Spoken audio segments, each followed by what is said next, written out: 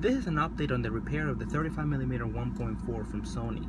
One of my favorite lenses, top of the line lens on this type of mirrorless cameras. But the problem with that I was having during a film shooting is that it just simply stopped working. The aperture, it got stuck on wide open. As soon as I looked at it, it got stuck on wide open. The problem with that, of course, is that you don't want a lens that is gonna get stuck on wide open. And I think that it was probably the aperture ring, this function that it has where you can control your aperture ring, that it probably got stuck. And so I was able to get it working again just by simply moving it back and forth, and then the aperture would start working. It would just simply stuck on 1.4. It wouldn't go, even the camera wouldn't register. It just simply had like F, and it was just a couple of lines, little dots. I'll share with you guys maybe that video here coming up, just a little bit, so you guys can hear how loud the clicking was. I just recorded it with my cell phone before shipping it. And I did that because sometimes repair centers, with anything, whenever you're gonna send something in warranty, repair centers, if they see it, they cannot replicate the problem, then they send it back, and then you end up with the same problem, because it might be a problem that is intermittent, so it doesn't happen all the time. And so I emailed them and I said, you know, I have a video that recording showing the clicking noise, showing the camera that is not registering even the aperture. It's just not working. And I told them, you know, if you need it, please go ahead and let me know. I'll send it right over. But they didn't reply. And the name of the company that takes care of this, the repair for Sony, is Precision Camera. Precision Camera, it says here. The lens went all the way to Connecticut. Took a little bit of time, and I ended up paying about 112 bucks for 3-day shipping. So it wasn't that cheap. But I would think that again, I wanted to make sure that I got it there on time. It would have been like maybe $38, but I wanted to make sure that it was insured, and because of the amount of insurance that you need, anytime that you need over 1,000 at UPS currently, they need to package it up. So then they charge you for the packaging, which is about 20-25 bucks, somewhere in between there, and then you have your insurance, and then you have your shipping. So there were like 3 charges, and so that's why it ended up being about 112.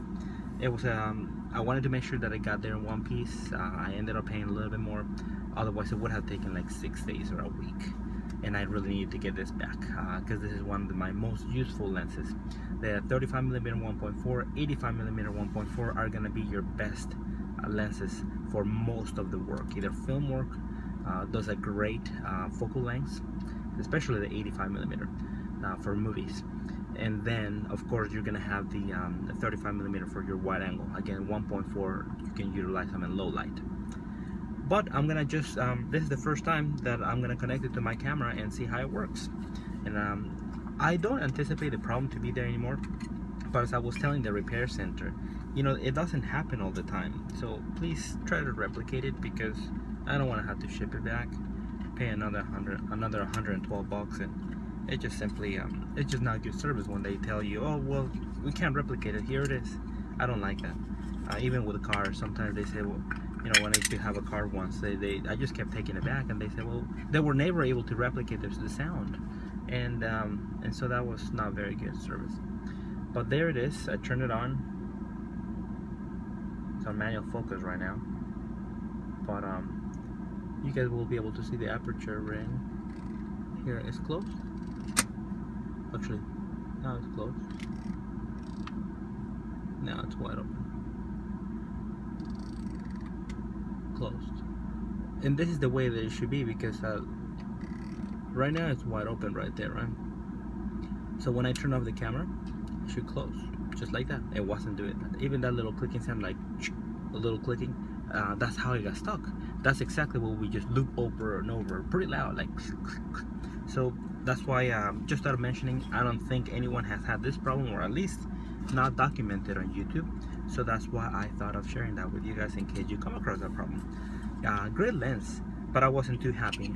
And again, that's the reason that that's kind of a big trade-off, significant trade-off, I should call it. The significant trade-off between a mirrorless Sony system and a more rugged DSLR Canon Nikon system. That those things you can literally, cars can have run over them on tests. There's a gentleman from Digital Rev TV that he has thrown that thing down the stairs, you know, DSLRs, thrown down the stairs. I think one time he did a test of the 5D Mark I. he just threw, and he bought it on eBay, still used, great camera, still was taking good pictures, 12 megapixels I believe. And so he was throwing it down, he froze it, and then he boiled it. It still was working. I think he trashed that camera. It was like he bought it on eBay just to test it, because they do really funny videos and testing, and the thing was still working. You cannot do one of these, and now we know that you cannot do that with one of these lenses.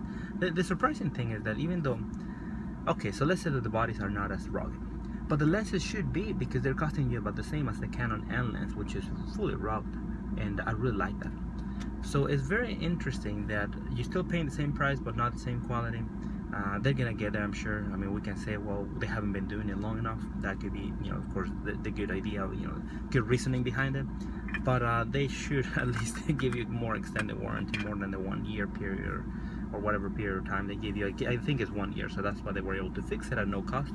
But underneath, it had the cost of what it would have cost me if it was not in warranty, and I think it was like $230. So that's just simply something to keep in mind. So if it's not under warranty and you need to fix this problem, that'll be about $230 plus your shipping. Let's say that you insure it and you don't want it to be 3 days, 6 days, and you insure it, it still is going to be about $80 somewhere around there. So you will end up paying in the neighborhood about $310. So let's just go ahead and round it off, $320 to repair your lens when you come across this. So the situation with this is that I'm going to be testing it a lot. It took about 8 months to break. If it breaks again in about 8 months, then it will be out of warranty. So I believe that the lens is about $1,600, $1,500. That's what I paid. I think it might be a little bit less now. And I might have combined it with a couple of other things. But let's just for the sake of argument, that it's about $1,400, $1,500, and then you pay $230 to fix it out of warranty. You definitely want to go ahead and keep an eye on that, because in all the time that I've had for years, and I'm talking about 5 years, using the 16mm 16 to 35 millimeters, all those really rugged Canon L lenses, none of them failed not once, and I dropped those. This one I never dropped it. Those I dropped them, and accidentally, just even with the camera, so even heavier around on the lens, those things don't break. So again, it's a trade-off. Just simply something important to remind you that when you're switching to a mirrorless system, the quality is not going to be the build quality is not going to be the same. Performing quality, all of that is very different topic, very different subject, and that will be something that is subjective. You can, if you can utilize the tools, utilize the quality, then that's going to be a plus for you. So that's that. And finally, just real quick, I picked up these. This is going to be like, people will be like, well, aren't you like film director trying to get your vlog? Well, yes I am, but I also like to share with you guys cool things that will be good to you, and that's what my vlog is all about. Daily life things that you will utilize on your work. So I picked up this microfibers. I've been looking for microfibers for a while, because you always want to have one handy to clean your lenses, clean your gear on the road. And so these ones are the very best ones I've been able to find. I thought of saving you guys some time. That's the whole thing about this, sharing you guys what I have tried, what you have, so that you don't have to go through all the buying and trouble. So these ones are the Supreme. These ones are from a company. Name of the company, I believe that it is Cobra Supreme. These are the junior microfibers. I have bought microfiber like these. They're like on Amazon. Great quality, 5 out of 5 stars. I always go to top. 5 out of 5 stars are as close as possible, right? You don't want to go ahead and go through the troubles of trial and error when already someone went through them. 5 out of 5 stars, great quality, very thin. Then I've tried the normal ones. These ones get lint on your lenses all over the place, and they're not very good. And so I've been looking for them, just for various uses, cleaning my car and such, cleaning the lenses, having always one handy. These are the thickest. These literally are really thick. You just grabbing it. You know that this is not. I've never actually a towel, maybe a shower towel or something. I've felt it this thick. One side is a little bit softer. The other one has a little bit different texture. So you can utilize this for many different uses. But these ones are really nice, Cobra, and these are the junior ones, the small ones. And guess what? I was like, well, it has this. Sometimes they advertise, tag list, and I was like, wow, shoot, this one comes with a tag. But look at this. Oh, the exposure here. There. So there's your tag. So that's kind of cool. All right, so those are a couple of things, or the thing that I got today. Got 3 of them, Amazon. I think it was like 18 bucks. Hopefully that will help you guys if you're looking for a good professional microfiber. That's the one, and I've been looking for them for years. Keep an eye then on your lens if you have a 35mm. Let me know what your impressions are if you had the same problem, and I'll keep you guys posted on more updates, things that I'm going through as I am testing the mirrorless system. Everything is good so far.